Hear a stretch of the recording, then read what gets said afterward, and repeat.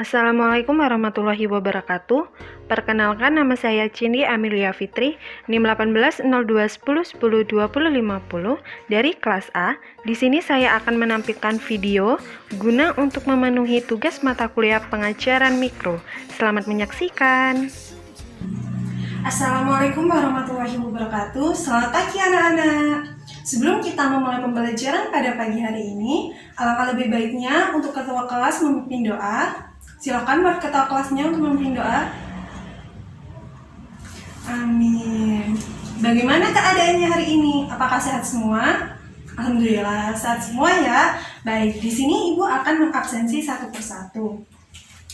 Windy Amelia Astuti hadir? Hadir. Cynthia hadir? Hadir. Alhamdulillah, karena sudah masuk semua. Oh ya, sebelum memulai pembelajaran, Ibu ingin bertanya, apakah kalian pernah disuruh Ibu untuk membeli beras di pasar? Pasti pernah kan ya? Nah, kegiatan yang kalian amati selama di pasar pada saat membeli beras, apakah itu termasuk ke dalam pengukuran? Siapa yang bisa menjawab? Saya, Bu. Menurut saya, kegiatan membeli beras di pasar itu termasuk ke dalam pengukuran. Soalnya, penjual itu telah melakukan pengukuran terhadap beras, yaitu dengan menimbang beras menggunakan alat ukur, Bu. Seperti itu. Benar sekali jawaban Windy. Jadi, kegiatan membeli beras di pasar itu termasuk ke dalam pengukuran. Kenapa? Karena seorang penjual telah melakukan suatu pengukuran terhadap beras dengan menggunakan alat ukur, yaitu timbangan, dengan menimbang beras sebesar 2 kg. Nah, dari sini bab yang kita akan bahas pada pagi hari ini yaitu pengukuran. Siapa yang tahu apa yang dimaksud dengan pengukuran? Saya, Bu. Menurut saya, pengukuran itu merupakan proses mengukur suatu besaran, Bu. Saya, Bu. Kalau menurut saya, pengukuran itu merupakan proses mengukur suatu besaran dengan besaran lainnya yang sejenis yang digunakan sebagai acuannya, Bu. Nah, benar sekali jawaban Windy dan juga Cynthia. Akan tetapi, lebih tepatnya adalah pengukuran itu merupakan proses mengukur suatu besaran, yaitu dengan membandingkan besaran yang sedang kita ukur dengan besaran lain sejenis yang dipakai sebagai acuannya. Nah, tadi kan seorang penjual tersebut telah melakukan suatu pengukuran dengan menggunakan alat ukur kan. Nah, apa saja sih yang kalian ketahui alat ukur selain timbangan? Siapa yang bisa menjawab? Saya, Bu. Menurut saya, macam-macam alat ukur itu seperti stopwatch, kemudian jangka sorong, mikrometer sekrup, dan juga termometer, Bu. Itu saja yang saya ketahui. Nah, benar sekali jawaban dari Cynthia. Jadi, macam-macam alat ukur itu banyak sekali kita jumpai atau kita temui dalam kehidupan sehari-hari dan juga memiliki fungsinya masing-masing, seperti stopwatch yang digunakan untuk mengukur waktu, kemudian jangka sorong yang digunakan untuk mengukur diameter dan ketebalan suatu benda. Kemudian ada mikrometer skrup yang digunakan untuk mengukur ketebalan suatu benda. Kemudian ada mistar atau penggaris yang digunakan untuk mengukur panjang suatu benda. Kemudian ada termometer yang digunakan untuk mengukur suhu. Dan juga ada timbangan atau neraca yang digunakan untuk mengukur massa suatu benda. Dan masih banyak lagi macam-macam alat ukur yang kita ketahui, dan pada masing-masing alat ukur tersebut juga memiliki tingkat ketelitian masing-masing. Nah, dari penjelasan Ibu, apakah ada yang ingin ditanyakan atau sudah paham dari sini? Tidak ada, Bu. Insya Allah sudah paham. Alhamdulillah sudah paham semua ya. Selain kita membahas mengenai pengukuran, kita juga akan membahas mengenai besaran. Apa sih, Bu, besaran itu? Besaran merupakan suatu besaran yang dapat dinyatakan dengan angka, yang dapat diukur dan juga dapat dihitung.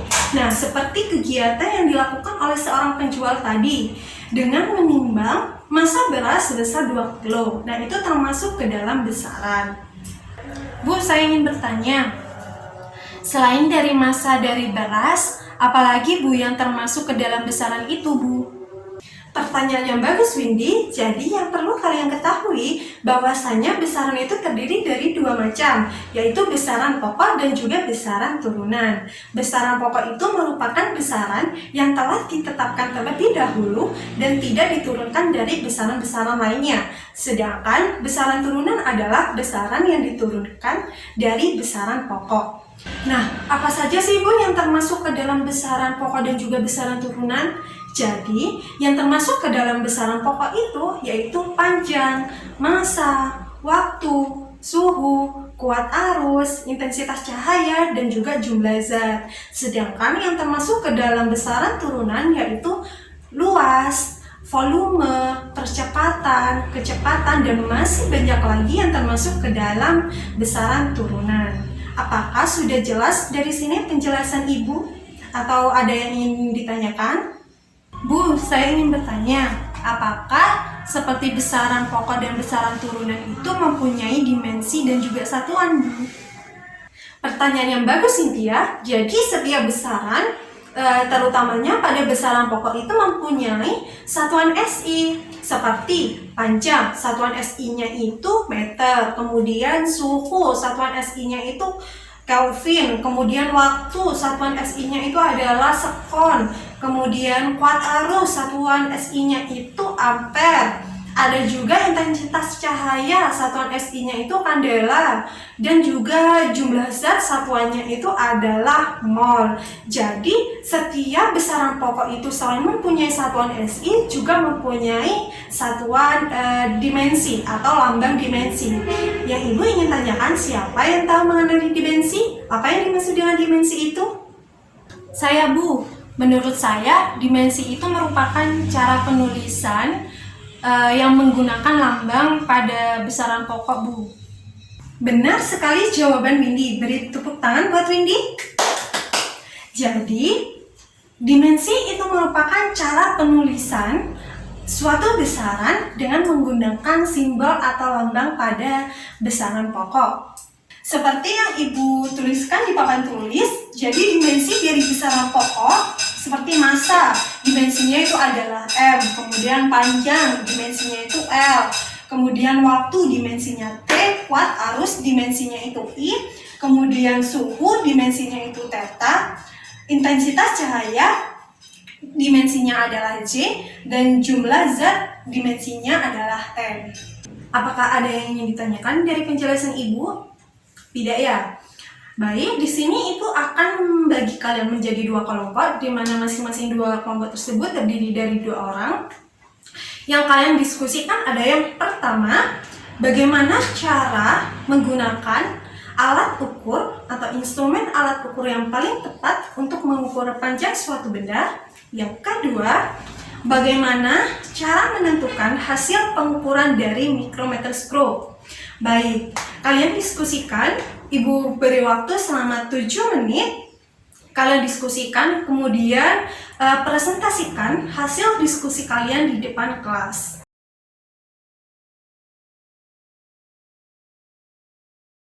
Karena waktunya sudah habis, siapa yang akan memaparkan hasil diskusinya terlebih dahulu? Kelompok 1? Ya, silakan buat kelompok 1. Kelompok saya, Bu.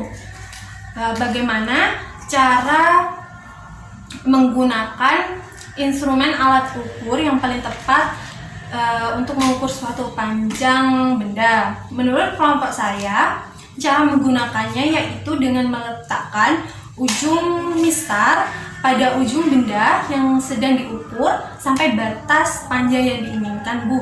Contohnya seperti saya menggunakan mistar.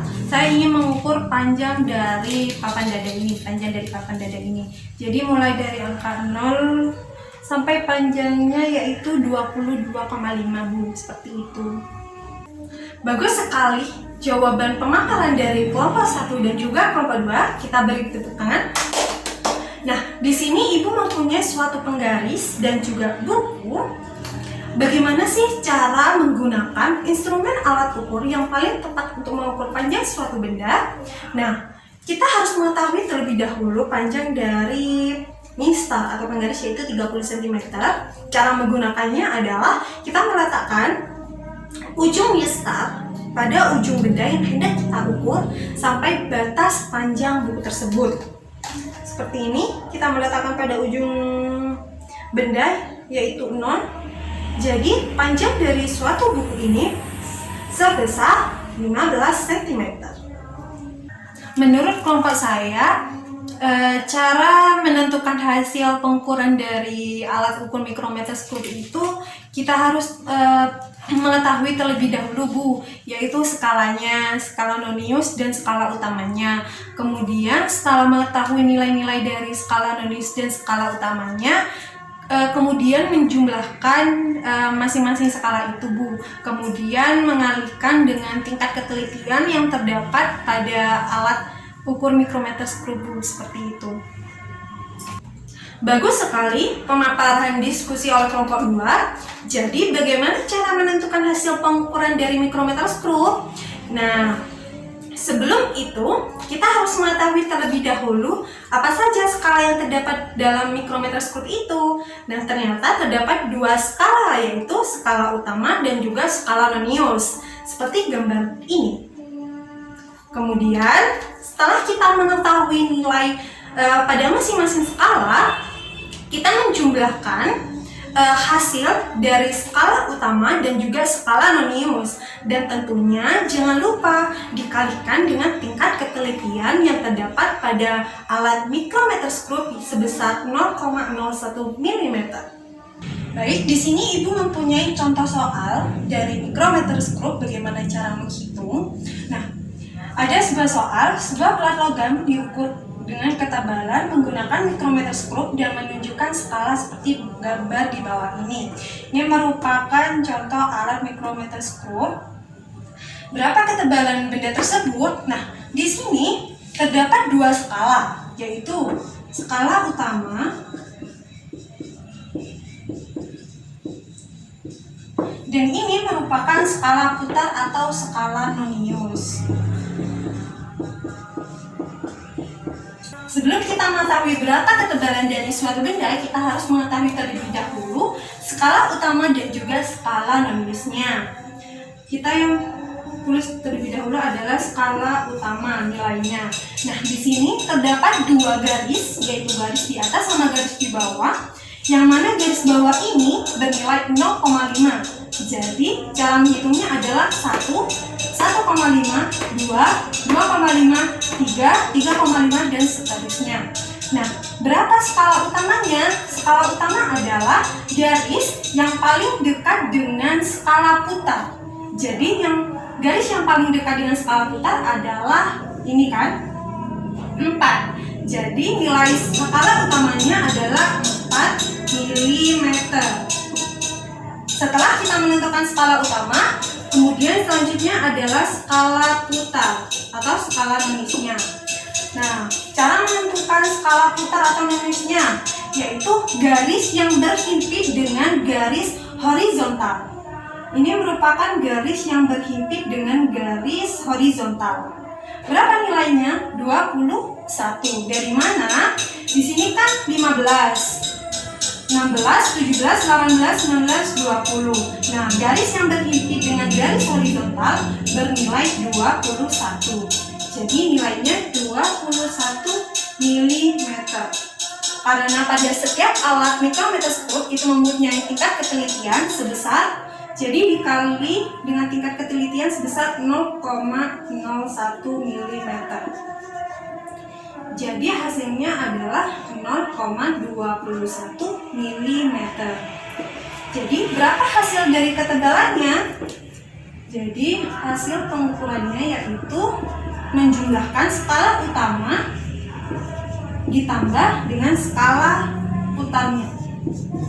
Skala utamanya bernilai 4 mm ditambah skala putarnya adalah 0,21 mm. Jadi jumlahnya adalah 4,21 mm. Ini merupakan hasil pengukuran dari ketebalan suatu benda menggunakan mikrometer. Hasil diskusi hari ini, apakah ada yang ingin ditanyakan? Baik, tidak ada ya. Jadi kesimpulan pembelajaran pada pagi hari ini adalah bahwasanya Pengukuran itu merupakan proses mengukur suatu besaran, yaitu dengan membandingkan besaran yang sedang kita ukur dengan besaran lainnya yang sejenis yang digunakan sebagai acuannya. Nah, sama halnya dengan seorang penjual, itu telah melakukan suatu pengukuran terhadap beras, yaitu menimbang berat beras atau massa beras dengan menggunakan alat ukur yaitu timbangan. Dan masih banyak lagi macam-macam dari alat ukur beserta fungsinya dan mempunyai suatu tingkat ketelitian masing-masing pada alat ukur. Sedangkan besaran adalah suatu besaran yang dapat dinyatakan dengan angka, yang dapat diukur dan juga dapat dihitung. Nah, besaran ini terdiri dari dua jenis, yaitu besaran pokok dan besaran turunan. Di mana besaran pokok adalah besaran yang telah ditetapkan terlebih dahulu dan tidak diturunkan dari besaran-besaran lainnya. Sedangkan besaran turunan adalah besaran yang diturunkan dari besaran pokok, di mana masing-masing besaran pokok dan besaran turunan juga memiliki satuan SI dan juga dimensi. Baik, mungkin cukup sekian penjelasan dari Ibu karena waktunya sudah hampir habis. Oh ya, jangan lupa kerjakan PR-nya di rumah, buka pada halaman 20 di LKS-nya dan kumpulkan di minggu depan ya. Baik, jangan lupa jaga kesehatan di rumah dan juga selalu rajin belajar. Oke? Untuk ketua kelasnya silakan untuk memimpin doa terlebih dahulu sebelum kita mengakhiri pembelajaran hari ini. Semoga ilmu yang kita dapat bermanfaat. Silakan ketua kelas. Amin. Baik, cukup sekian dari Ibu akhiri. Wassalamualaikum warahmatullahi wabarakatuh.